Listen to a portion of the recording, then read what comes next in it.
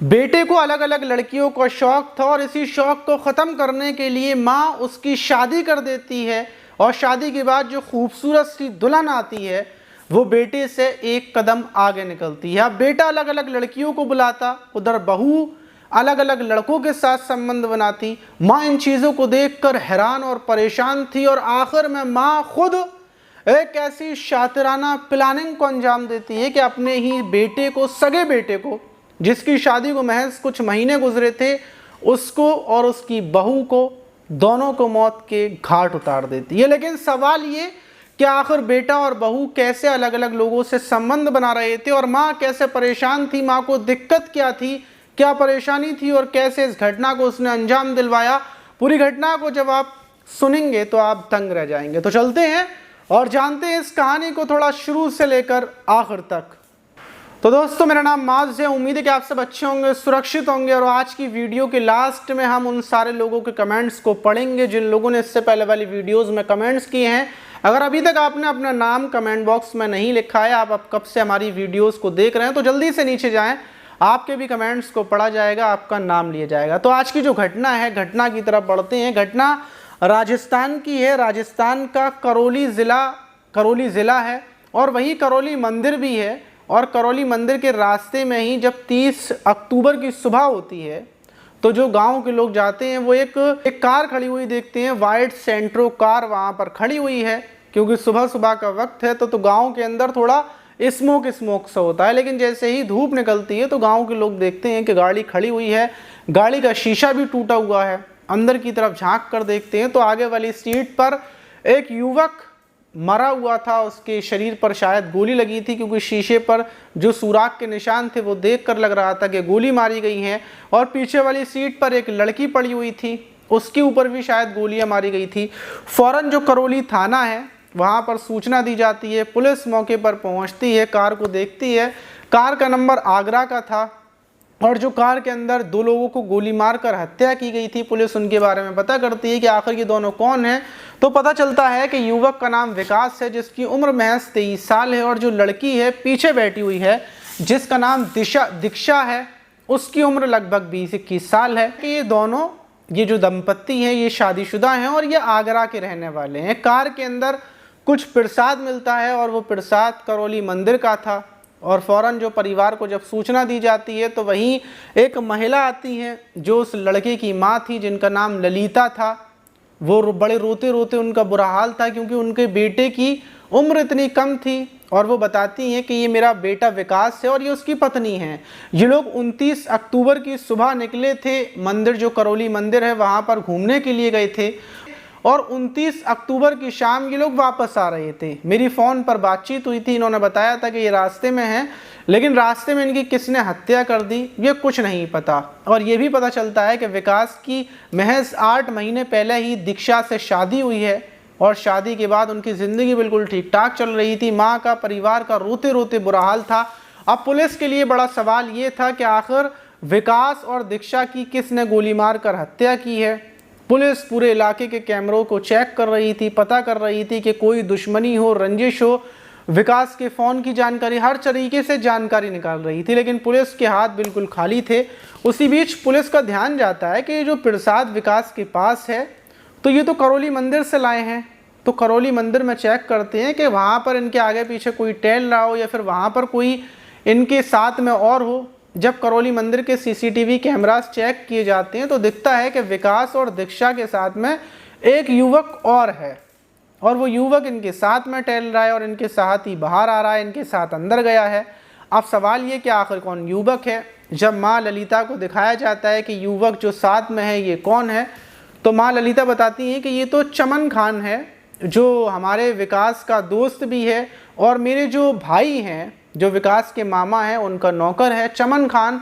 और चमन खान उस दिन साथ में गया था विकास के, लेकिन ये बात मुझे नहीं पता।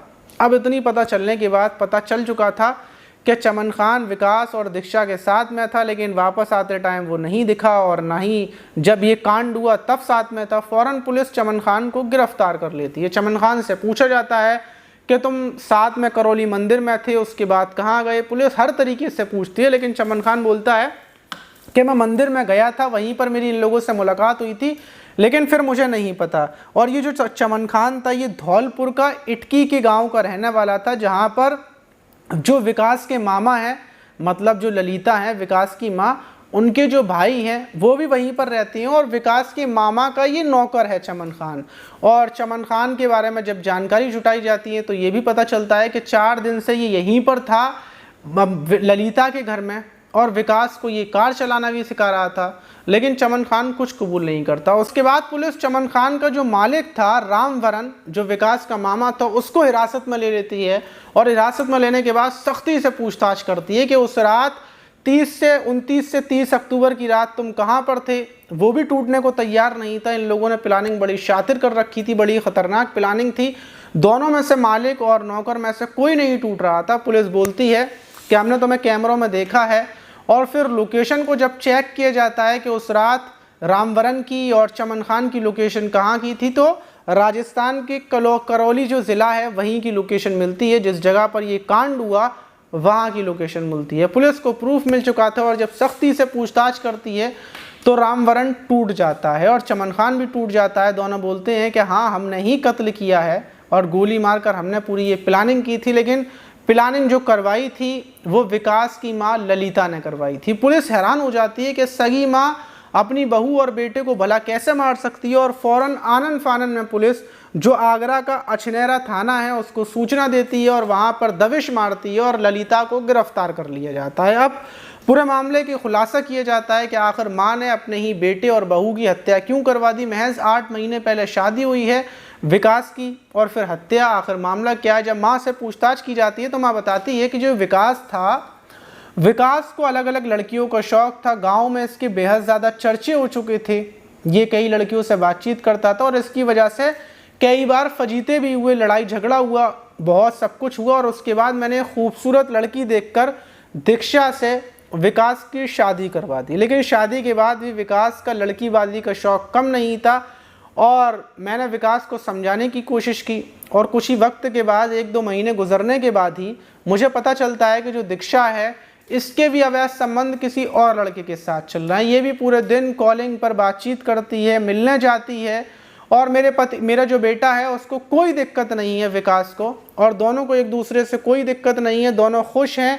दीक्षा अपनी लड़केबाजी करे और विकास अपनी लड़कीबाजी करे, दोनों को कोई टेंशन नहीं है। लेकिन ये देखने के बाद जो माँ ललिता थी वो टेंशन में आ जाती है। वो बताती है कि मुझे ऐसा लगने लगा था, क्योंकि कुछ चर्चे गांव में होने लगे थे, गांव की औरतों को पता था कि जो ललिता की बहू है वो लड़कों से बात करती है, बाजार घूमने जाती है। विकास कुछ नहीं बोलता और विकास के भी अलग जगह वैसे संबंध चल रहे हैं, पति पत्नी अलग अलग लोगों से संबंध बना रहे हैं। ये चर्चाएं शुरू हो चुकी थी और माँ दिन रात टेंशन में रहती थी, इसी टेंशन में कि अब इसकी चर्चा और ज़्यादा बढ़ जाएगी, बदनामी और बढ़ेगी और उसके बाद मेरी बेटी की शादी नहीं होगी, मेरी बेटी का रिश्ता नहीं आएगा। और अगर विकास ने ज़्यादा लड़कीबाजी की तो हो सकता है हमें गांव से बेदखल कर दिया जाए, हमें गांव से बाहर निकाल दिया जाए। तो ये टेंशनें माँ को खाई जा रही थी और यही टेंशन परेशानी की बात वो अपने भाई को बताती है, रामवरण को। उससे बोलती है कि मैं बड़ी परेशान हूँ, मुझे इसका हल नहीं मिल रहा, मैंने शादी कर देख ली, सब कुछ कर लिया, लेकिन मसले का कोई हल नहीं है। रामवरण बोलता है कि एक ही रास्ता है कि बेटे को ख़त्म कर दिया जाए और बहू को भी मार दिया जाए। प्लानिंग तैयार होती है। प्लानिंग में रामवरण अपने नौकर चमन खान को लेता है। अब ये तीनों के बीच प्लानिंग चल रही थी, लेकिन सवाल ये था कि दोनों को कैसे मारा जाए। पहला माँ बोलती है कि ऐसा करते हैं, क्या जो विकास और दीक्षा है इनको कहीं पर तुम घुमाने ले जाना और कार से टक्कर मारकर उड़ा देना, लगेगा कि एक्सीडेंट है। लेकिन ये दोनों कहीं जाने को तैयार नहीं थे। फिर पानी में डुबोकर मारने की बात आती है, तो पानी में किस जगह पर डुबोया जाए और कहाँ पर सुनसान होगी, ये कोई जगह सेलेक्ट नहीं हो पाती। और आखिर में जो रामवरण था वो बोलता है क्या विकास को गाड़ी चलाने का शौक़ है, तुम वहीं पर चली जाओ, मेरी बहन की यहाँ पर, वहीं पर तुम रहना और उसको गाड़ी चलाना सिखाना। मैं यहाँ पर कट्टे का, तमंचे का इंतज़ाम करता हूँ और फिर तुम कैसे भी कर अपने बहाने से जो विकास और उसकी पत्नी को कहीं घुमाने ले जाना और वहीं पर हम सुनसान इलाका देखकर ख़त्म कर देंगे। ये प्लानिंग हो जाती है। 4 दिनों तक विकास को चमन खान कार चलाना सिखाता है और 4 दिन के बाद बोलता है कि ऐसा करते हैं, राजस्थान के करौली मंदिर घूमने के लिए चलते हैं। अब विकास तैयार हो जाता है, उसकी पत्नी दीक्षा तैयार हो जाती है। चमन खान कार चला कर लेकर पहुँचता है वहीं पर और मंदिर घुमाने के बाद फ़ौरन रामवरण को वो फ़ोन कर देता है कि हम लोग निकल रहे हैं, रास्ते में तुम मिल जाना। अब जो ये रामवरण था, मामा पिस्टल और तमंचा तैयार कर अर्टिगा कार से रास्ते में ही पहुंचता है। लगभग 12:30 बजे का टाइम था, रात के 12:30 बजे का, और अचानक से मामा सामने से कार रोक देता है। चमन खान पहचान जाता है, चमन खान मतलब उतरता है कार से और बोलता है कि विकास जी आप सीट पर आकर बैठिए, ड्राइविंग सीट पर। मतलब प्लानिंग थी कि ड्राइविंग सीट पर अगर आकर विकास बैठेगा तो ऐसा ही लगेगा कि विकास गाड़ी चलाकर ले जा रहा था और किसी ने हत्या कर दी। विकास निकलता है और आगे सीट पर आकर बैठ जाता है, पीछे दीक्षा बैठी हुई थी। चमन खान फ़ौरन रामवरण अपने मालिक के पास पहुंचता है और दोनों अपने अपने कट्टे वहीं से तैयार करते हैं और आते हैं और विकास के ऊपर और दीक्षा के ऊपर ताबड़तोड़ गोलियां चलाकर दोनों की हत्या कर देते हैं और उसके बाद वहां से फरार हो जाते हैं। उनको यकीन था कि पकड़े नहीं जाएंगे, लेकिन जो दोनों मरे उनको तो अंदाज़ा भी नहीं होगा, विकास को अंदाज़ा भी नहीं होगा कि उसकी माँ ने उसको इसलिए मौत के घाट उतरवा दिए कि मतलब लड़केबाजी कर रहा था। माँ का कहना ये भी था कि उसने बहुत बार विकास और अपनी बहू को समझाने की कोशिश की थी, लेकिन दोनों में से कोई मानने को तैयार नहीं था। लेकिन आप सोच कर देखिए कितनी हैरान करने वाली बात है कि अगर कोई लड़का अलग अलग लड़कियों से बात कर रहा है या कहीं और उसकी प्रेम कहानी चल रही है, तो एक माँ इतनी ज़्यादा क्रूर, इतनी ज़्यादा कैसे हो सकती है कि अपने बेटे को ही मरवा दे सिर्फ अपनी इज्जत की खातिर। बड़ी हैरान करने वाली बात है। और इस घटना से ये भी सीखने को मिलता है क्या रिश्ते कितने भी मजबूत हो, माता पिता किसी का भी रिश्ता कितना भी मजबूत हो, लेकिन अगर उसकी इज्जत की बात आती है तो उसके लिए रिश्तों से बढ़कर इज्जत होती है। अब आप देखिए कि माँ ने ऐसे घटना को अंजाम दिलवा दिया। आप इस घटना पर क्या बोलेंगे कमेंट बॉक्स में ज़रूर बताइएगा। पढ़ते हैं उन लोगों के कमेंट्स जिन लोगों ने इससे पहले वाली वीडियोज़ में कमेंट्स किए हैं। तो देखिए पहला कमेंट है स्माइलिंग व्यवहार का। अस्सलाम वालेकुम माज भाईजान, कैसे हो? बिग फैन भाईजान, लव यू ब्रो। स्माइलिंग व्यवहार, लव यू टू। मैं तो बिल्कुल ठीक हूँ, आप बताइए आप कैसे हो? अंजलि राज बोल रही हैं, good night sir from Anjali Raj Nainital. Good night Anjali ji. फ़िलहाल में अभी रात के बज रहे हैं 1, लेकिन हम तो थोड़ा लेट सोते हैं। और ये बोल रहे हैं अजय भाई, माज भाई गुड नाइट, कैसे हो? माज भाई आपकी वीडियो 10:01 पर देख रहा हूँ, अजय अहमदाबाद से। शुक्रिया अजय भाई कि आप लोग इतना सारा प्यार देते हैं।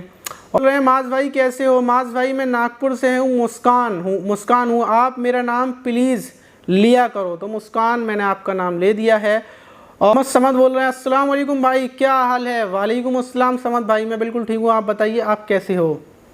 ये बोल रहे हैं आपको दिवाली की बहुत सारी शुभकामनाएं। मैं कमलेश कश्यप कटीमा उत्तराखंड से हूँ।